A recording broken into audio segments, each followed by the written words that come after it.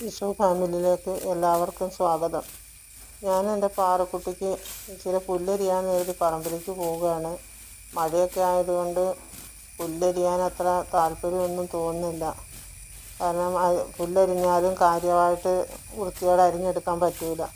ഞാൻ ഈ പുല്ലരിയുന്ന കാണുമ്പോൾ നിങ്ങളോർക്ക് എന്താ ഇങ്ങനെ വലിച്ചു വാരി എടുക്കുന്നതെന്ന്.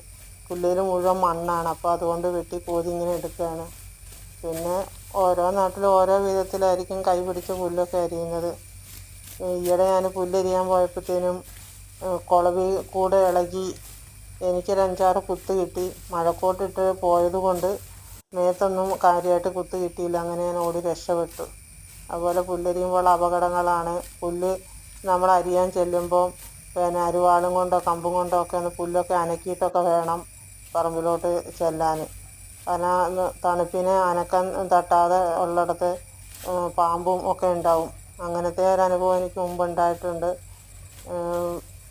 അരിവാളും കൊണ്ട് അനക്കി അങ്ങോട്ട് പുല്ലരിയാൻ അങ്ങോട്ട് ചെല്ലലും ചുരുണ്ട് കൂടിയിരിക്കുന്ന പാമ്പ് ഒരൊറ്റ അനങ്ങൽ. ഞാൻ പുല്ലും അരിവാളും ഇട്ടിട്ട് ഓടി രക്ഷപ്പെട്ടു.